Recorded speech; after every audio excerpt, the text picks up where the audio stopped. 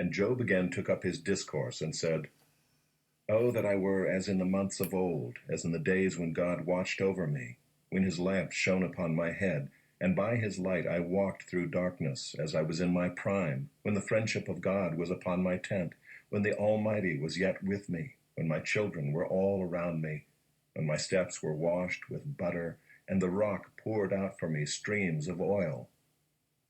When I went out to the gate of the city, when I prepared my seat in the square, the young men saw me and withdrew, and the aged rose and stood. The princes refrained from talking, and laid their hand on their mouth. The voice of the nobles was hushed, and their tongue stuck to the roof of their mouth. When the ear heard, it called me blessed, and when the eye saw, it approved, because I delivered the poor who cried for help, and the fatherless who had none to help him. The blessing of him who was about to perish came upon me, and I caused the widow's heart to sing for joy. I put on righteousness, and it clothed me. My justice was like a robe and a turban. I was eyes to the blind, and feet to the lame.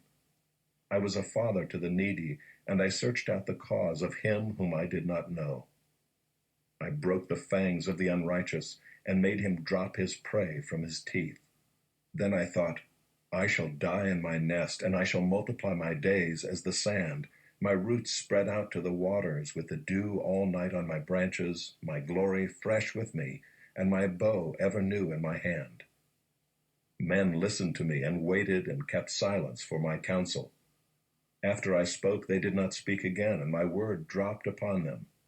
They waited for me as for the rain, and they opened their mouths as for the spring rain. I smiled on them when they had no confidence, and the light of my face they did not cast down.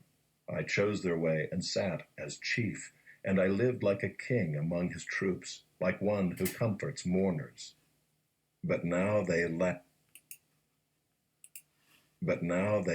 at me, men who are younger than I, whose fathers I would have disdained to set with the dogs of my flock. What could I gain from the strength of their hands, men whose vigor is gone? Through want and hard hunger they gnaw the dry ground by night in waste and desolation. They pick saltwort and the leaves of bushes and the roots of the broom tree for their food. They are driven out from human company. They shout after them as after a thief. In the gullies of the torrents they must dwell, in holes of the earth and of the rocks. Among the bushes they bray, under the nettles they huddle together. A senseless, a nameless brood, they have been whipped out of the land. And now I have become their song. I am a byword to them. They abhor me, they keep aloof from me. They do not hesitate to spit at the sight of me. Because God has loosed my cord and humbled me, they have cast off restraint in my presence. On my right hand the rabble rise. They push away my feet. They cast up against me their ways of destruction. They break up my path. They promote my calamity. They need no one to help them. As through a wide breach they come, amid the crash they roll on. Terrors are turned upon me. My honor is pursued as by the wind, and my prosperity has passed away like a cloud. And now my soul is poured out within me. Days of affliction have taken hold of me. The night racks my bones, and the pain that gnaws me takes no rest. With great force my garment is disfigured. It binds me about like the collar of my tunic. God has cast me into the mire, and I have become like dust and ashes. I cry to you for help, and you do not answer me. I stand, and you only look at me. You have turned cruel to me. With the might of your hand you persecute me. You lift me up on the wind, you make me ride on it, and you toss me about in the roar of the storm. For I know that you will bring me to death, and to the house appointed for all living. Yet does not one in a heap of ruins stretch out his hand, and in his disaster cry for help? Did not I weep for him whose day was hard? Was not my soul grieved for the needy? But when I hoped for good, evil came, and when I waited for light, darkness came. My inward parts are in turmoil and never still. Days of affliction come to meet me. I go about darkened, but not by the sun. I stand up in the assembly and cry for help. I am a brother of jackals and a companion of ostriches. My skin turns black and falls from me, and my bones burn with heat. My lyre is turned to mourning, and my pipe to the voice of those who weep.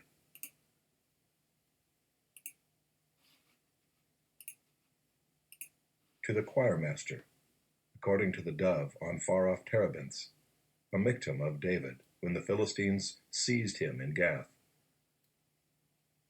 Be gracious to me, O God, for man tramples on me. All day long an attacker oppresses me. My enemies trample on me all day long, for many attack me proudly. When I am afraid, I put my trust in you. In God, whose word I praise. In God I trust, I shall not be afraid. What can flesh do to me? All day long they injure my cause.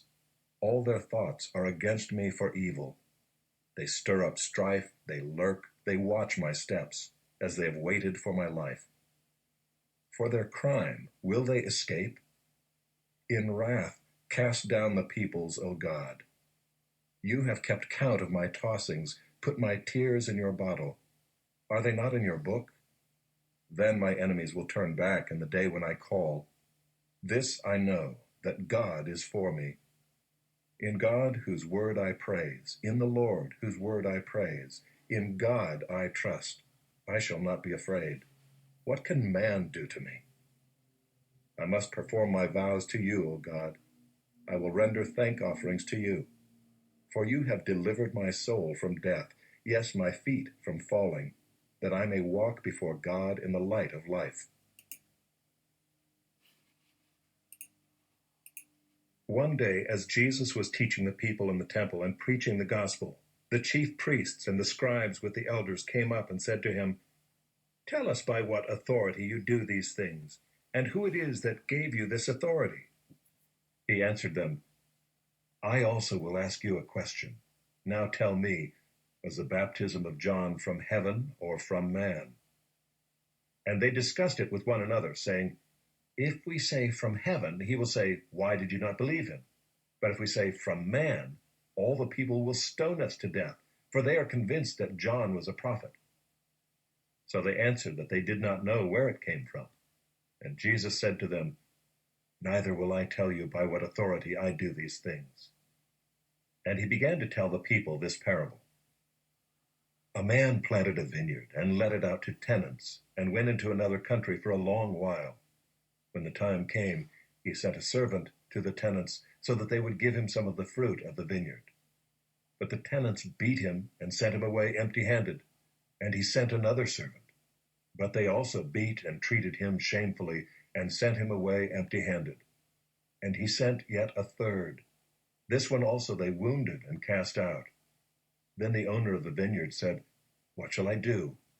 I will send my beloved son. Perhaps they will respect him." But when the tenants saw him, they said to themselves, "This is the heir. Let us kill him so that the inheritance may be ours." And they threw him out of the vineyard and killed him. What then will the owner of the vineyard do to them? He will come and destroy those tenants and give the vineyard to others. When they heard this, they said, "Surely not."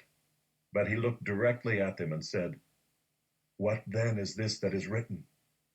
The stone that the builders rejected has become the cornerstone.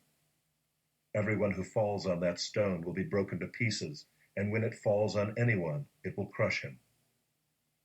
The scribes and the chief priests sought to lay hands on him at that very hour, for they perceived that he had told this parable against them, but they feared the people.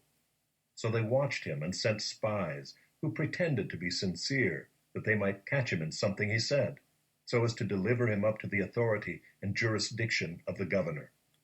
So they asked him, "Teacher, we know that you speak and teach rightly and show no partiality, but truly teach the way of God. Is it lawful for us to give tribute to Caesar or not?" But he perceived their craftiness and said to them, "Show me a denarius. Whose likeness and inscription does it have?" They said, "Caesar's." He said to them, "Then render to Caesar the things that are Caesar's, and to God the things that are God's." And they were not able in the presence of the people to catch him in what he said, but marveling at his answer, they became silent.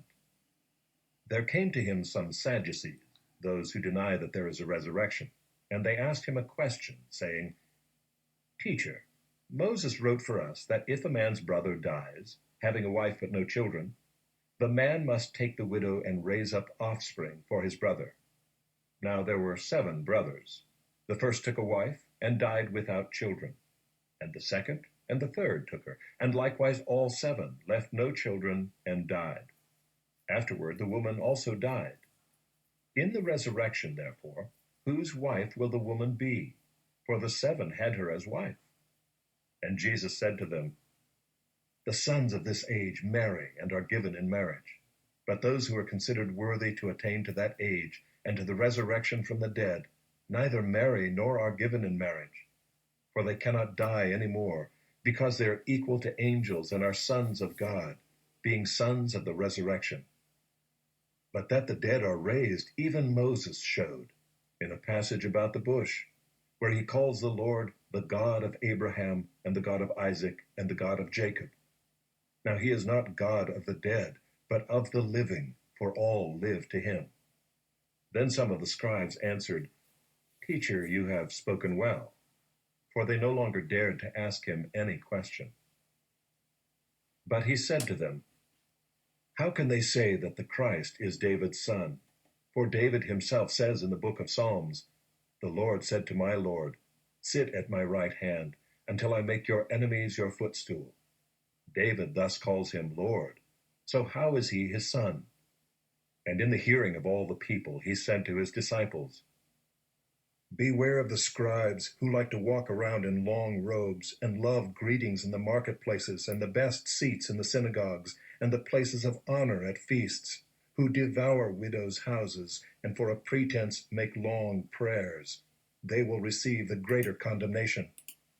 Jesus looked up and saw the rich